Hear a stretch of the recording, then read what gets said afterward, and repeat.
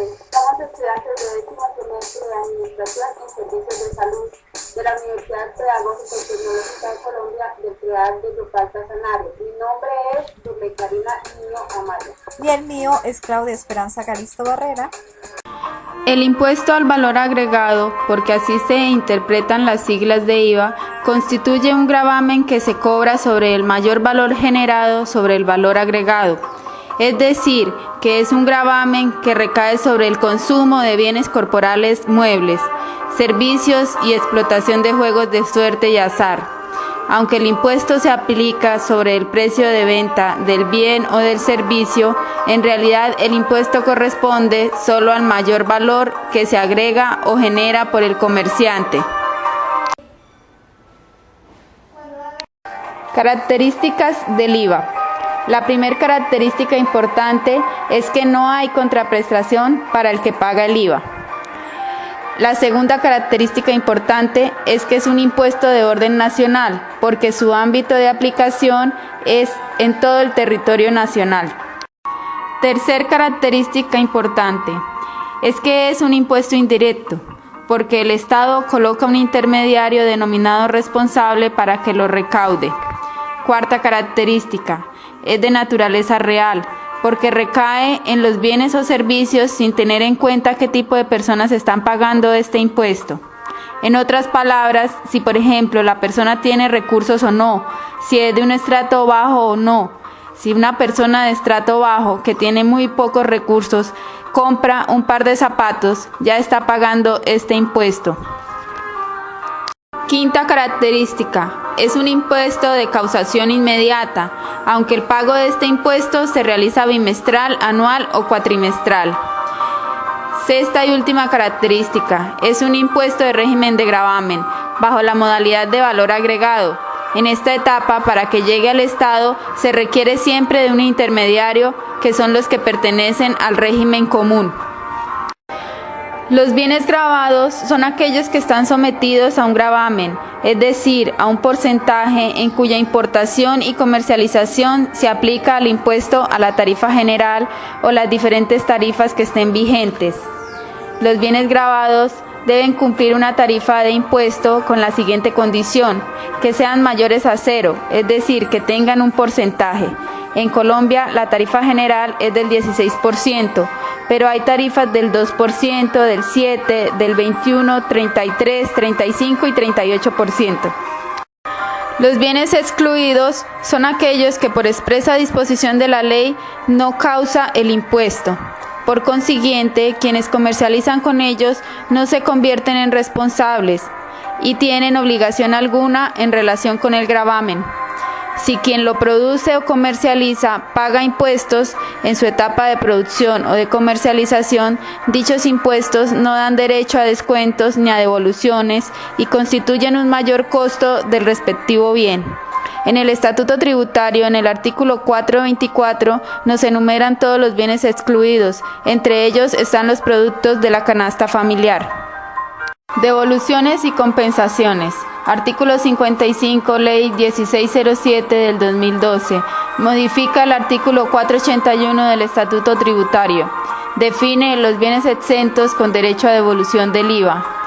Define que los saldos a favor en el impuesto sobre las ventas por impuestos descontables por diferencia de tarifa que no se hayan imputado en el impuesto sobre las ventas durante el año o periodo gravable en el que se generan, se podrán solicitar en compensación o devolución una vez presentada la declaración del impuesto sobre la renta y complementarios del año gravable en el que se genera el saldo a favor.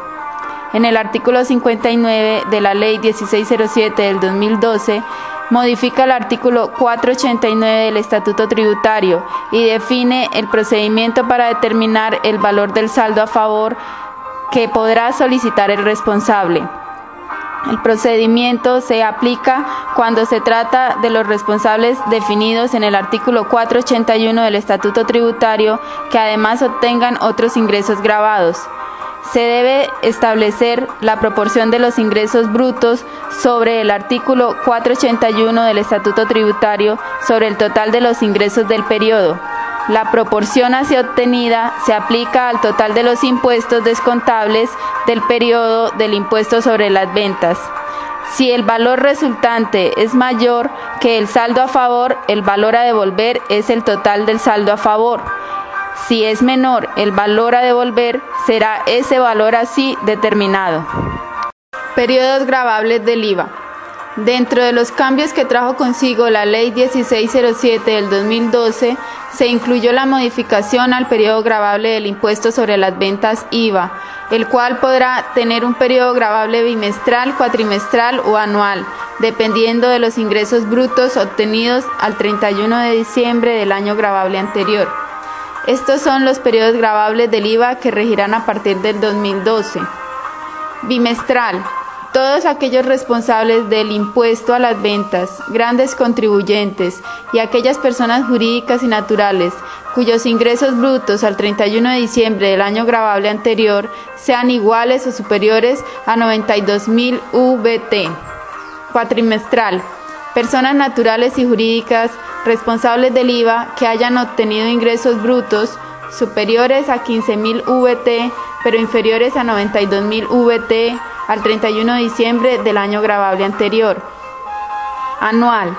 Personas naturales y jurídicas cuyos ingresos brutos en el año gravable anterior fueron iguales o inferiores a 15.000 VT. El periodo será equivalente al año gravable enero-diciembre. Sin embargo, estas personas deberán realizar pagos cuatrimestrales sin declaración a modo de anticipo, teniendo en cuenta el valor del IVA total pagado al 31 de diciembre del año gravable anterior de la siguiente forma. Un primer y segundo pago correspondientes al 30% cada uno del total del IVA pagado al 31 de diciembre del año anterior. Estos pagos se realizarán en los meses de mayo a septiembre respectivamente. Y un último pago que corresponderá al saldo del IVA efectivamente generado en el periodo gravable, el cual se deberá pagar al tiempo con la declaración del IVA. Impuesto al consumo. El impuesto al consumo es uno de los impuestos nuevos que trajo la Ley 1607 del 2012. El impuesto al consumo lo que buscaba era modificar o sustituir más bien el recaudo del IVA que se bajó de las tarifas superiores al 16% en la tarifa general. Y entonces lo que generó fue un impuesto adicional que va complementario al IVA en la mayoría de las ocasiones. El segundo objetivo es un enfoque muy importante de generar incentivos a la formalización del sector de comidas y bebidas. Este es un sector que por sus características y por los insumos que se utilizan, pues estos no están gravados con IVA porque son bienes agrícolas como la papa, la yuca, la cebolla, el tomate, etc., o bienes agropecuarios o de origen animal que son bienes exentos del IVA. Los responsables del impuesto al consumo presentan su declaración y su pago bimestralmente. Sociedades mercantiles o comerciales.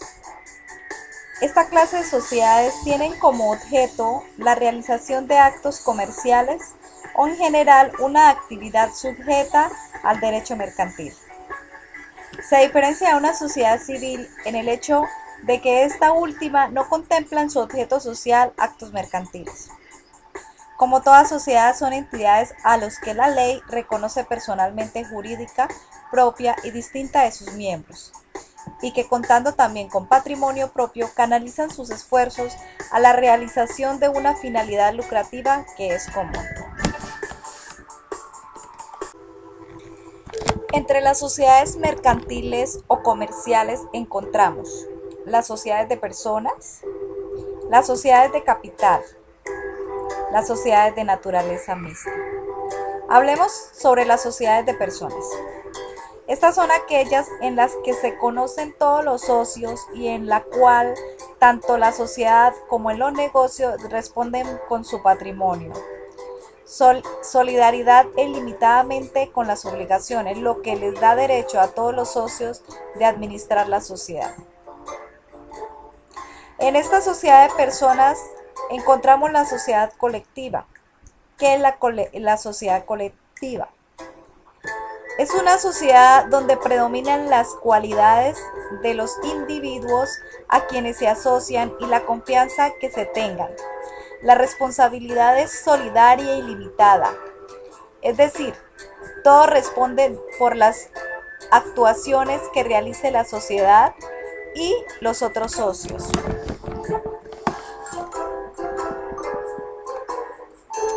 Hablemos sobre las sociedades comanditas o comanditas simples. En esta clase de sociedades que tiene dos categorías de asociados, los gestores y los comanditarios. Los gestores o colectivos administran la sociedad, representan y tienen responsabilidad solidaria e ilimitada por las operaciones sociales por cuanto no es necesario que den algún tipo de aporte. Los comanditarios son los que hacen los aportes, no intervienen en la administración de la sociedad y responden por las obligaciones sociales hacia el monto de sus respectivos aportes. Ahora veamos las sociedades de capital. En estas sociedades de capital vemos que son aquellas en las que no se sabe quiénes son los socios y estos responden hasta el monto de sus aportes por las obligaciones sociales. En esta encontramos las sociedades anónimas. ¿Qué son las sociedades anónimas? Son aquellas que se identifican con la denominación que determinan los socios, seguida de la palabra sociedad anónima o su abreviatura SA. Se debe conformar mínimo con 5 accionistas, no tiene un tope máximo de accionistas y su responsabilidad es limitada al valor de sus aportes. La representación de la sociedad y administración de los negocios sociales corresponden al representante legal y suplentes, quienes podrán ser nombrados indefinidamente y removidos en cualquier tiempo. Son elegidos por junta directiva, aunque en los estatutos puede delegarse esta designación a la asamblea de accionistas. También podemos encontrar sociedades en comandita y por acciones. ¿Qué son estas? Estas son las que se constituyen con las mismas solemnidades que la sociedad colectiva. No es necesario que intervengan los socios comanditarios. La sociedad es una vez constituida legalmente, forma una persona jurídica distinta de los socios individualmente considerados. Para todos los efectos legales y para los aspectos fiscales, los accionistas deben declarar patrimonio de renta. Ahora, por último, veamos qué son las sociedades de naturaleza mixta. Estas son aquellas en las cuales se sabe quiénes son los socios, pero esto responde solamente hasta el monte de sus aportes. A esta clasificación pertenecen las sociedades de responsabilidad limitada. Encontramos de estas sociedades de responsabilidad limitada que son aquellas con la denominación o razón social que determinan los socios, seguida de la palabra limitada o de su abreviatura LTDA. En caso de no cumplir las reglas antes descritas, los socios son responsables solidaria e ilimitadamente frente a terceros. En cuanto a la responsabilidad, cada socio responde hasta por el valor de su aporte, pero es posible pactar para todos o alguna de los socios una responsabilidad mayor, presentaciones, asesorías o garantías suplementarias, expresando su naturaleza, cuanta, duración y modalidad.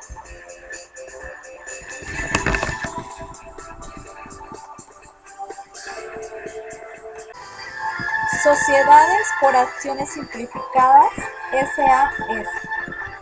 Estas sociedades las podemos encontrar en la Constitución con la Ley 1258 del 2008. En esta ley, en el artículo 5, nos pueden hablar sobre esta clase de sociedades simplificadas.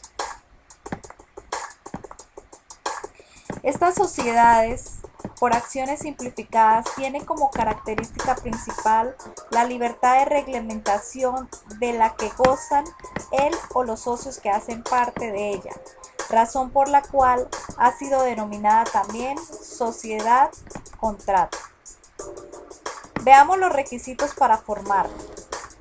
Primero, nombre, documento de identidad y domicilio de los accionistas. 2. Razón social o denominación de la sociedad. 3. El domicilio principal de la sociedad y el de las distintas sucursales que se establezcan en el mismo acto de constitución.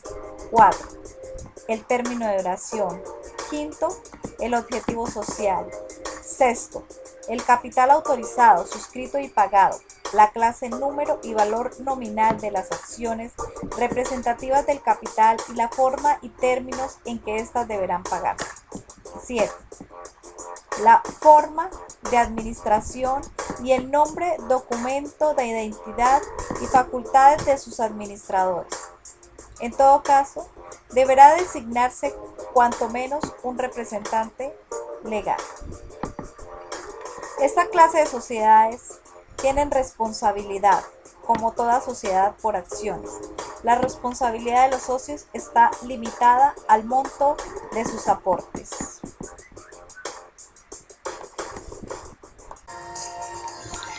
¿Qué es el CRED?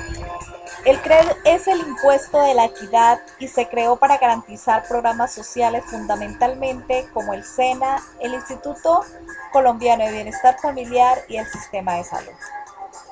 En la última reforma tributaria de la Ley 1607 del 2012, el Congreso redujo del 33% al 25% a las empresas el impuesto sobre la renta y al mismo tiempo las eximió hasta 10 salarios mínimos legales de la obligación de hacer los aportes para fiscales al SENA, al Instituto Colombiano de Bienestar Familiar y a Salud.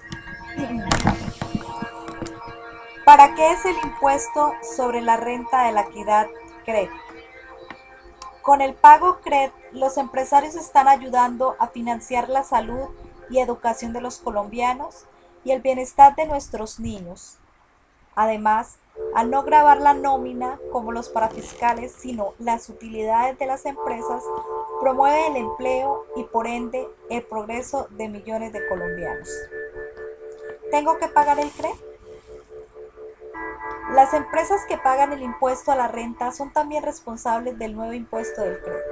Por tanto, debe pagar el CRED si es el contribuyente del impuesto sobre la renta es sociedad, persona jurídica asimilada y sociedad y entidad extranjera por sus ingresos de fuentes nacionales. ¿Quiénes no deben pagar el CRED? Las personas naturales y las entidades sin ánimo de lucro son algunos de los principales grupos que no están sujetos al pago de este impuesto.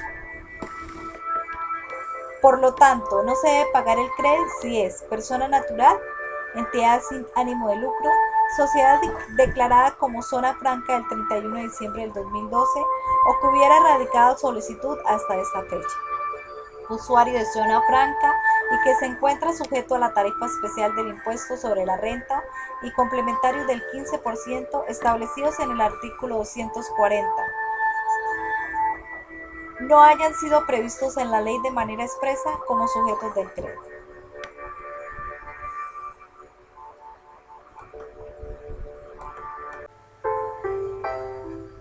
¿Qué se entiende por dividendos o participación en utilidades?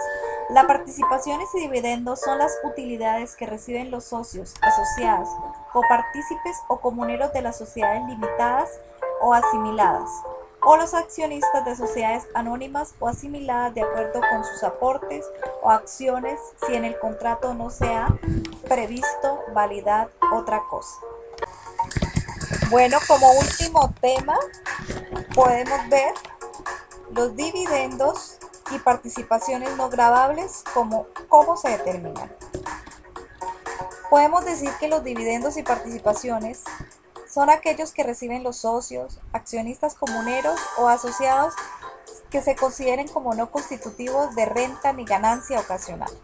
No obstante, para que reciban dicho tratamiento es necesario que tales dividendos y participaciones correspondan a utilidades que hayan sido declaradas en cabeza de la sociedad. Para determinar los dividendos y participaciones a distribuir como no constitutivos de renta ni ganancias ocasional, la sociedad que obtiene las utilidades debe aplicar el procedimiento establecido en el artículo 49, donde aplica para las utilidades obtenidas a partir del 1 de enero de 2013. Donde toma la renta líquida gravable más las ganancias ocasionales gravables del respectivo año y restarle el resultado de tomar el impuesto básico de renta y el impuesto de ganancias ocasionales liquidado por el mismo año gravable menos el monto de los descuentos tributarios por impuestos pagados en el exterior correspondiente a dividendos y participaciones. Agradezco mucho les haya servido estos temas que les dimos. Mi nombre es Claudia Esperanza Calisto y nos vemos luego. Chao.